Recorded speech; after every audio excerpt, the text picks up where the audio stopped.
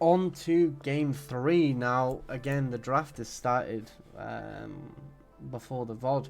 But we do see Lee Sin get banned away now. They saw what Tarzan can do, and that they're not allowing him to do that again. Trundle ban away as well. I don't think this is a great ban. I think this is terrible, because if they've banned Xin Zhao already and you're on red side, you best know that they're looking for Viego B1. This is very, very obvious that they were looking for. It's very simple drafting.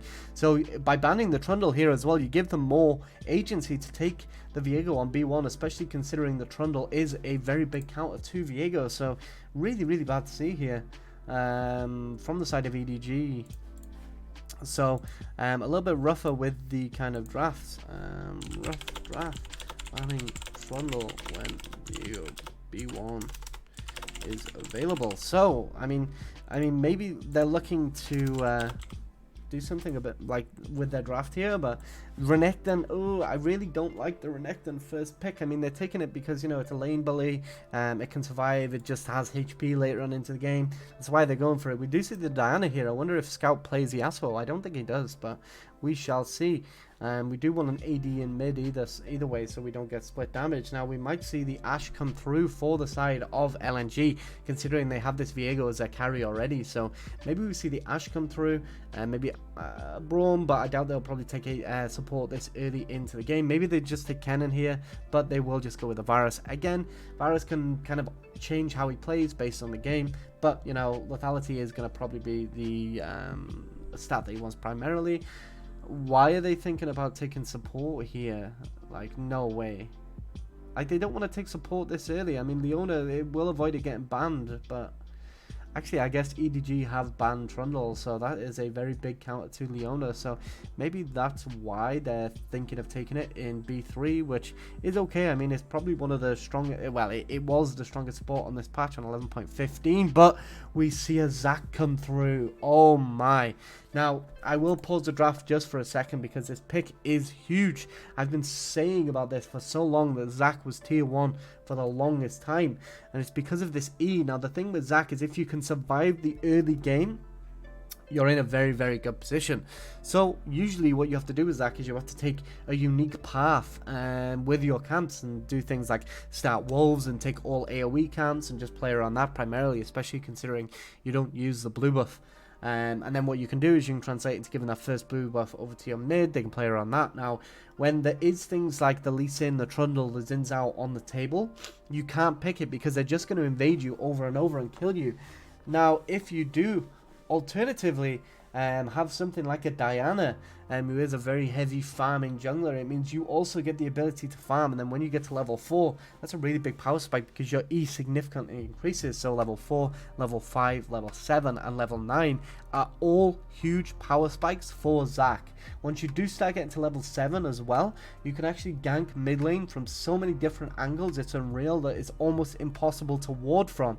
So this pick gives you the ability to gank almost impossible ganks. So I am very, very excited for this game already. Like, I'm very excited, especially when it's someone like Tarzan operating this champion as well, one of the best junglers in the world currently. It's going to be amazing. Now, they do probably want to just swap Diana into mid and then take a very aggressive jungler, but they're probably not going to. So probably pick up the Aurelia or LeBlanc here. So they do take the Aurelia over the LeBlanc. Scouts Aurelia though.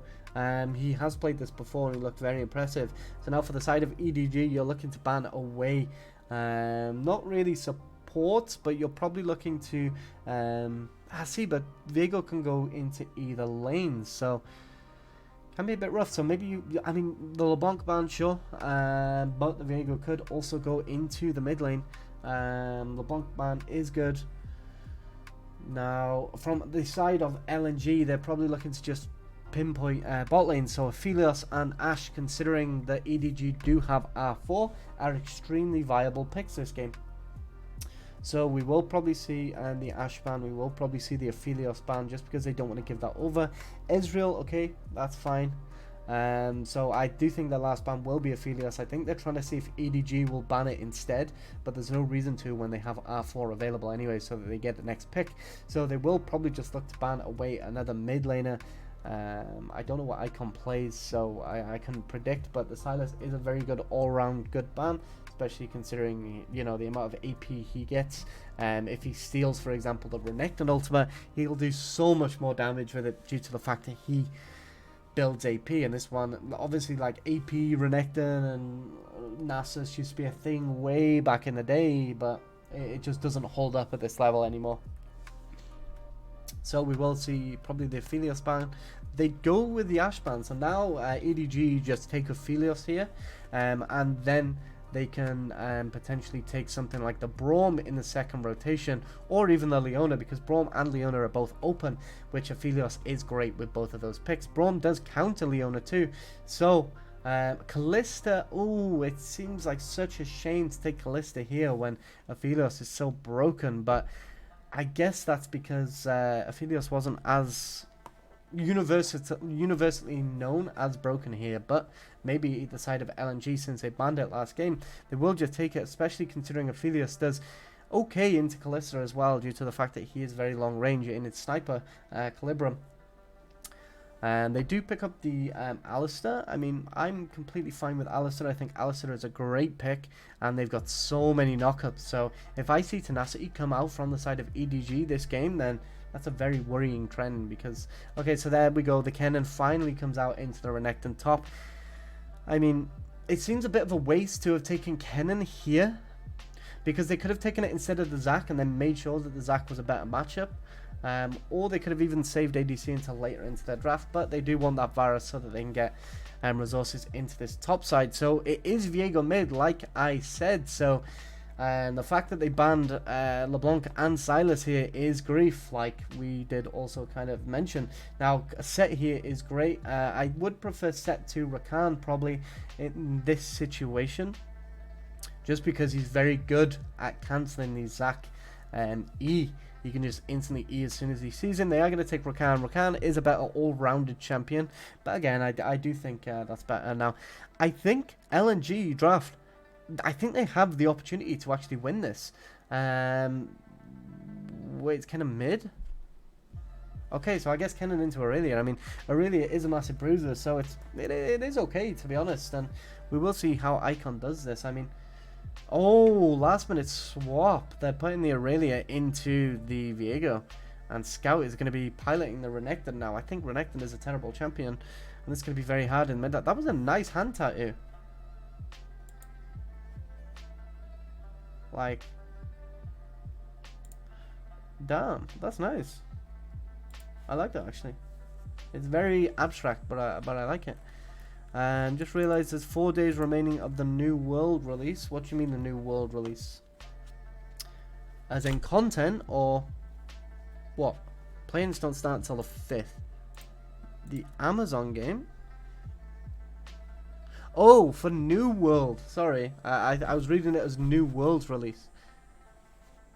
Nice. I've never looked into it, to be fair. I'm gonna be so busy until November. It's unreal, but it'll be pretty fun.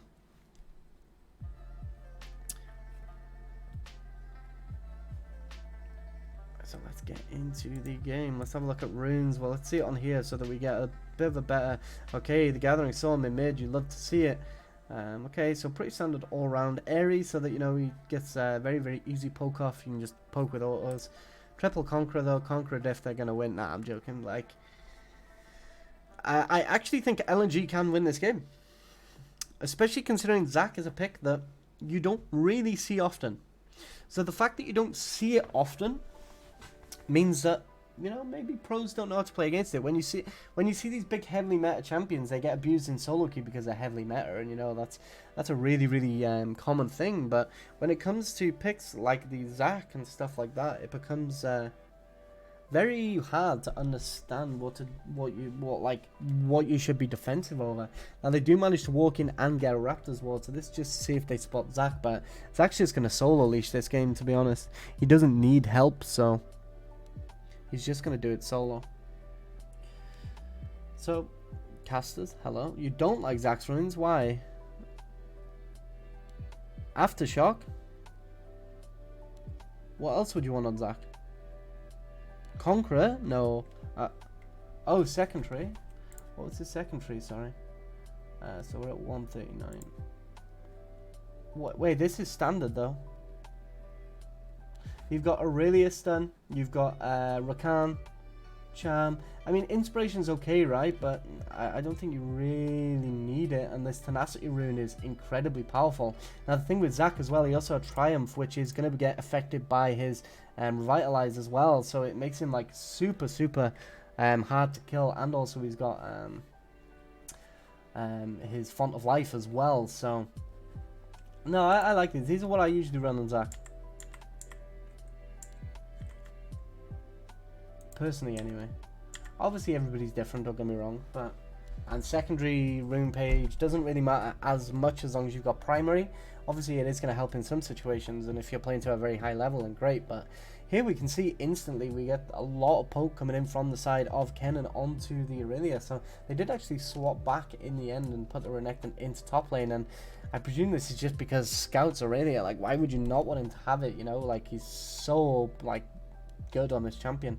He did take E as well first, which is very good. Now when it comes to Aurelia, oh hello, nice little knockoff by Mako onto the Varus, but completely fine. Now one of the things that you do get quite often is Aurelia players that will take Q even though they're in a very hard lane. Now if you're in a very hard lane, you want to take E first to just try and kind of avoid them getting onto you whatsoever at that level 1, because Q isn't really going to help you if you're going to get aggressed massively if you try and Q to the wave. So taking E first is actually really important when you're playing into these ranged matchups or matchups that just really do beat you. So another big knocker from Maiko on the level 2 spike, so this is pretty good so far. They're getting a lot of pressure in the bot lane, especially on this Kalista pick.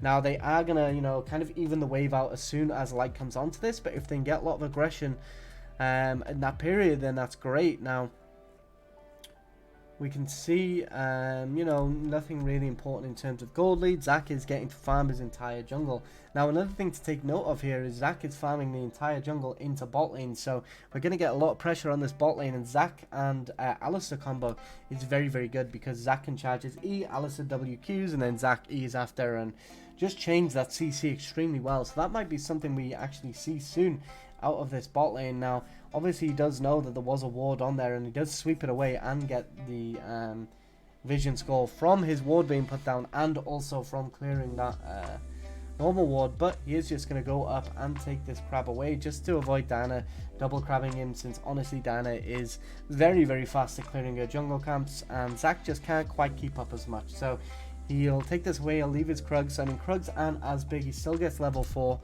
And you know, Diana now doesn't get it. It's a really good pathing from Tarzan here. Tarzan, sorry. I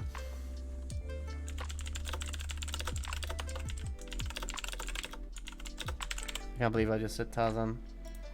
I wasn't even on about the NA guy, I just kind of messed up. Okay, so the Q comes in. They actually managed to get a flash away from Renekton, and now Viego can follow up. They can really continue going, but they do get that flash away, which is going to give Viego a much easier lane now, especially considering he has this huge slow push brewing too. So if Diana doesn't come and break this, defuse this slow push, then Renekton might be in a little bit of trouble. Now the good thing is I do like how Flandre is positioning in this lane though. He's just kind of staying within XP range. Now XP range is 1500 units, which means, you know, if you think of a fully charged Varus Q, basically a tiny bit longer. I think fully charged Varus Q is 1450, so just a little bit longer is XP range. So as long as you stay within that range when you're in a really bad position in lane, you know, you'll be in for a much better time. Actually surviving is so important. Like, your survival in that lane is way more important, to be honest. So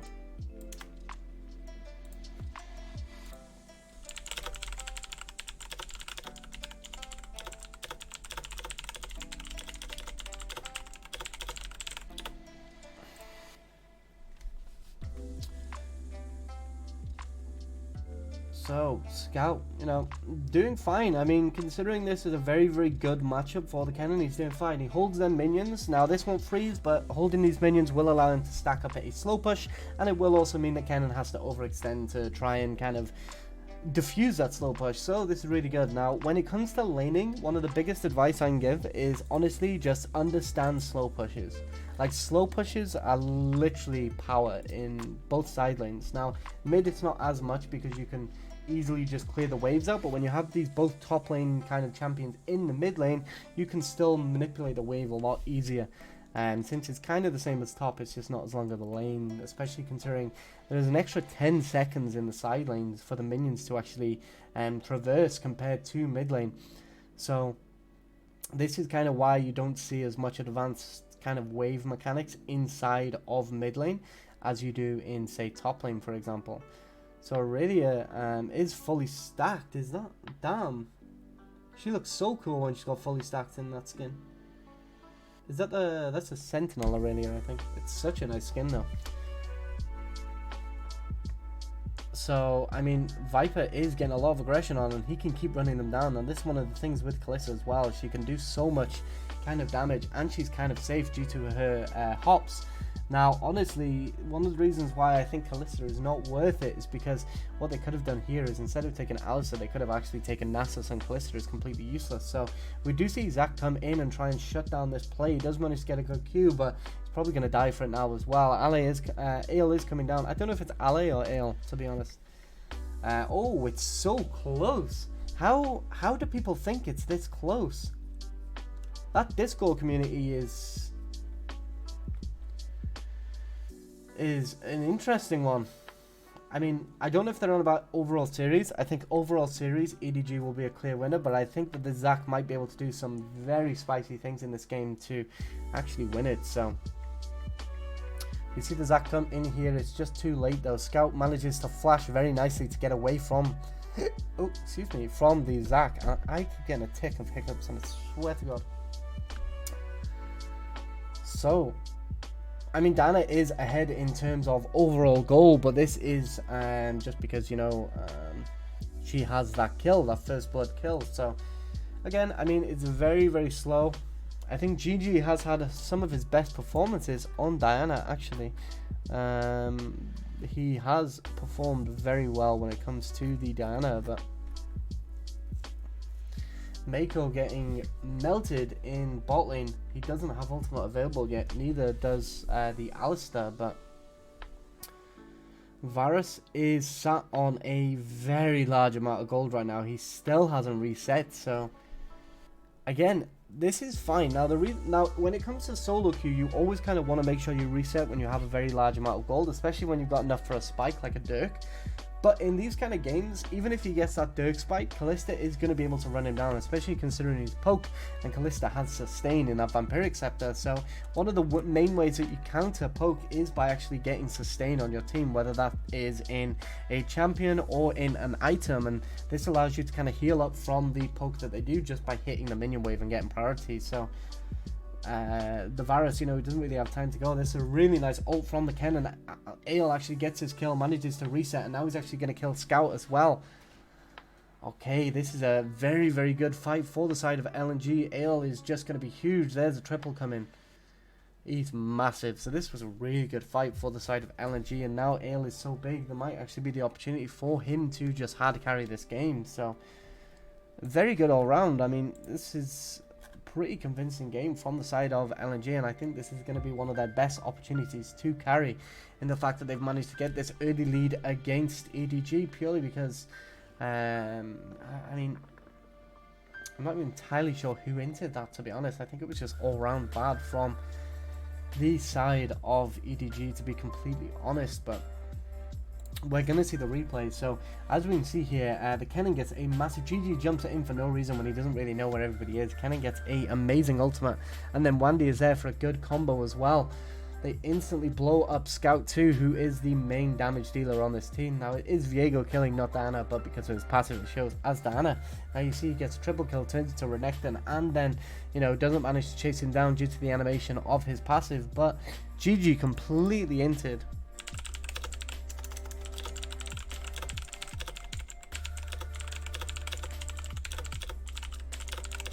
Like, just complete grief. Like, you just hate to see it. So Okay, Scout does miss his ultimate, and they just commit so much to that. Obviously, Kennen does have tier 2 boots, and his E means he's very hard to actually catch at this point, but he will run you down very easily as well. Now, again, I don't mind seeing the Oblivion Orb on the Kennen. But saying that, I mean, he is the main form of AP damage in this game, actually, so I take that back. It's actually really, really bad now I look back on it. Like, obviously, the Zac can't be the sole anti-heal if he gets Thornmail, since if they just don't hit him, it won't really do much. But I think something like the Varus, who is kind of a supportive champion here, considering he's going lethality, it would have been much better for him to just get Executioners, to be honest. But, I mean, to be honest, from the side of EDG, like, who is really healing a substantial amount in this game?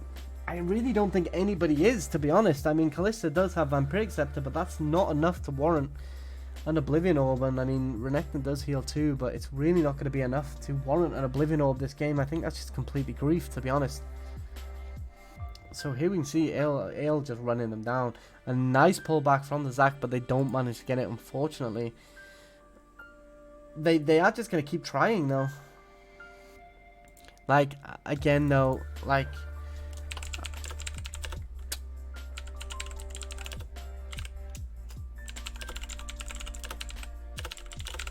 So again, Icon, again just showing why he's really not that great.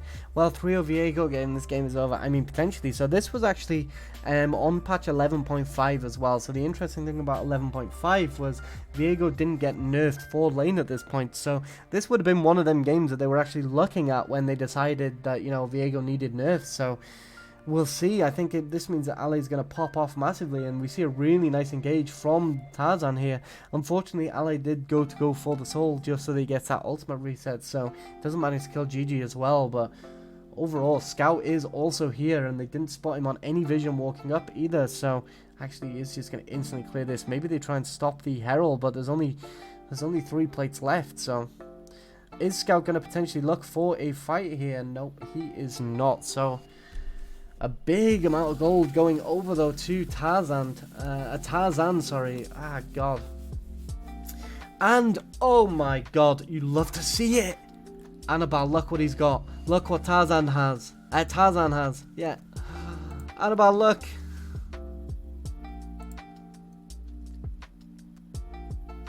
I hate stream delay. I hate it so much.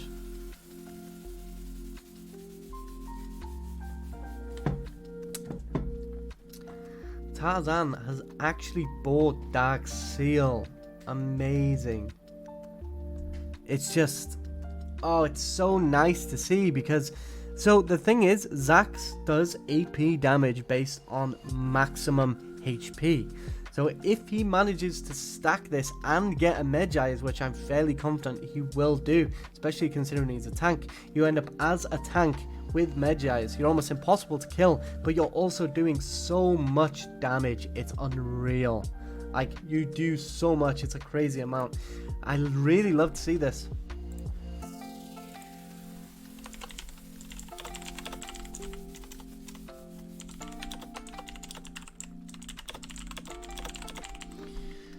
Oh, see, Annabelle, I told you like last season that this was OP. Actually, maybe it was the start of this season. I think it was the start of this season when Frostfire was implemented as a thing for Zac, that Dark Seal becomes great, because Frostfire is also a lot cheaper than a Sunfire, which means you don't get punished for building it, for building Dark Seal, should I say, compared to, say, other champions. Like if we play something like Sejuani or Rammus, I mean, they already have plenty of CC to keep them there. What they do need is just more damage while they have them where they need them. So that's where Sunfire comes in as a massive advantage. But Frostfire is the preferred item on the Zac, so love to see it. So Zac did look to start Herald here, but it's a 15-minute Herald, and he has bot camps and the Dragon available, so I think it's very, very bad if he decides to do the Herald here. Oh no, is he gonna do it? No way, right? thank God. The dragon is available, but one thing he did do is he dragged them all towards the top side of the map, which means now they get this dragon for free, which, considering there's already been a cloud spawned and this is a ocean, means that we're gonna get a very, very good soul. We're either gonna get a mountain, which we got mountain, which, yeah, this game's won for LNG. There's no way they've got this hard of an advantage early, which is great.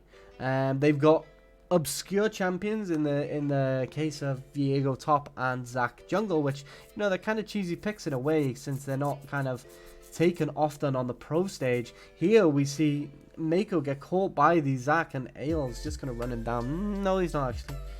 I mean, I think they could have there, especially considering the Aurelia is pinned into mid lane.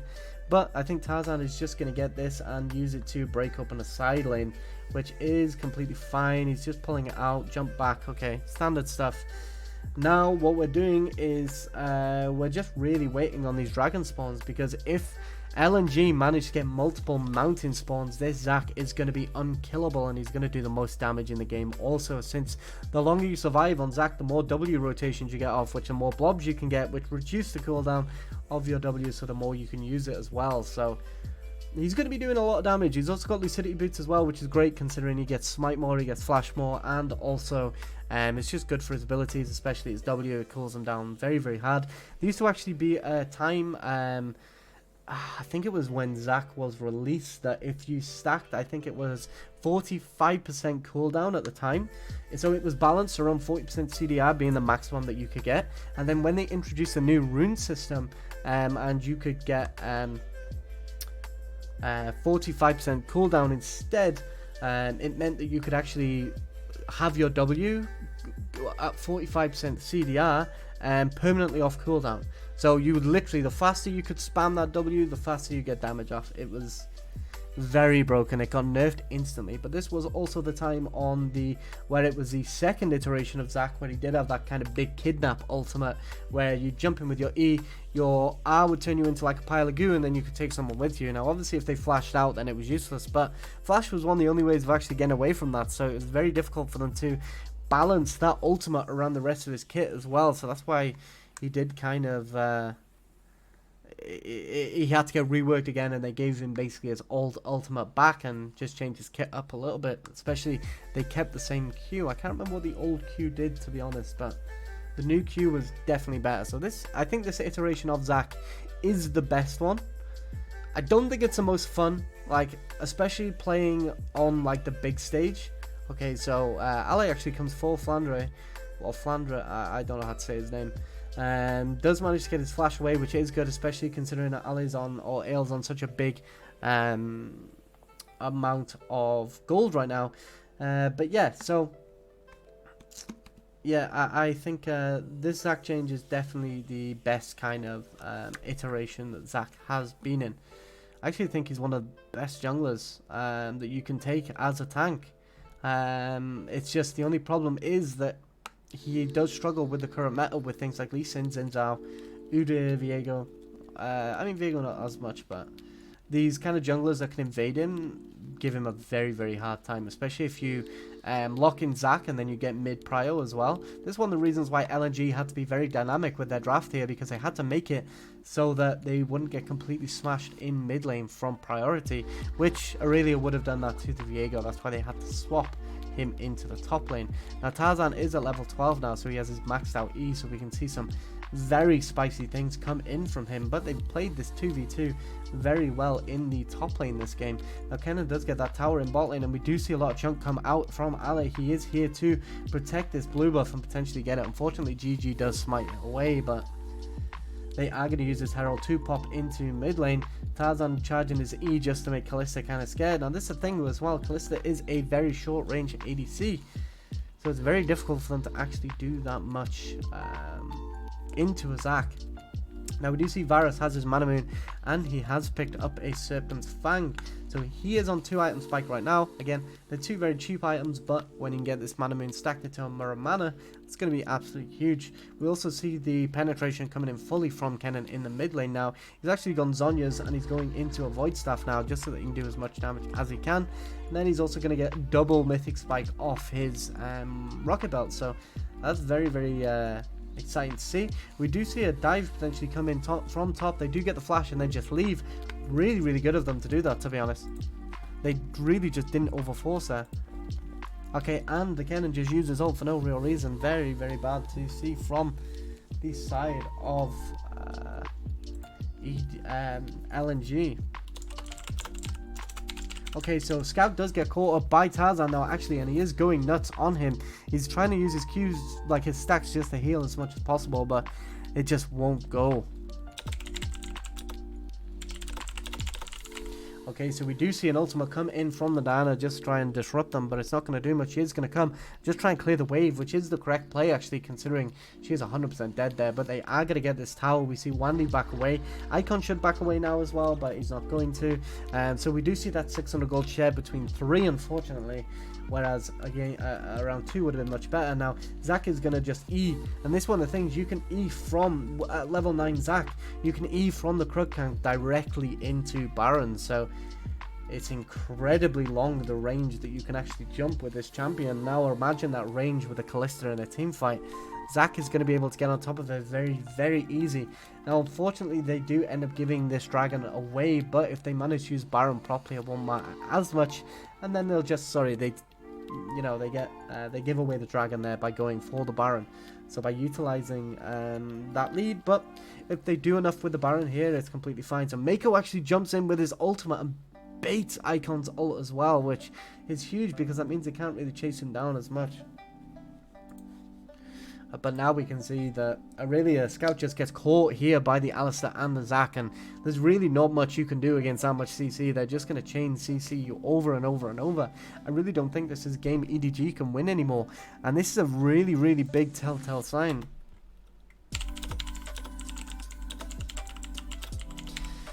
Now this is huge. Now this game has actually given us such valuable information on what is actually needed to beat EDG, because as soon as this kind of cheese and flex comes out,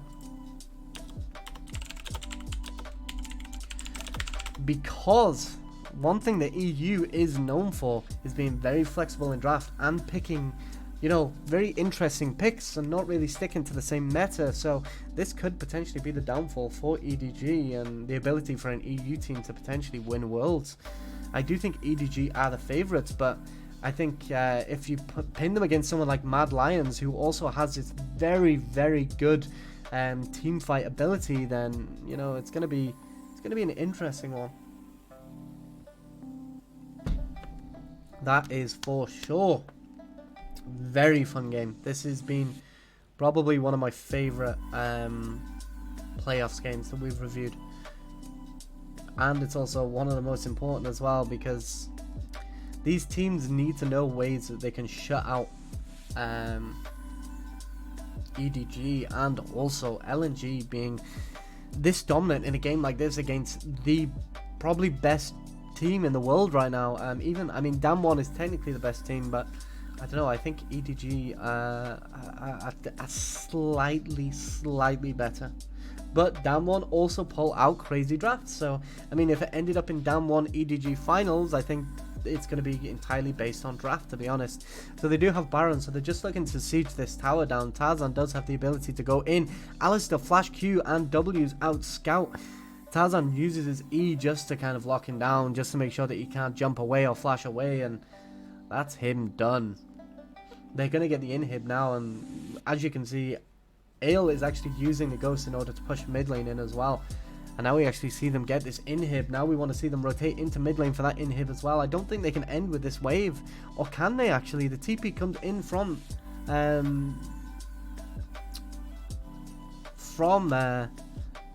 Ale. So, they just get one tower. What they should be doing, they should rotate into mid lane right now and get this tower. They need to before they clear the wave away. It's just too slow on the rotations.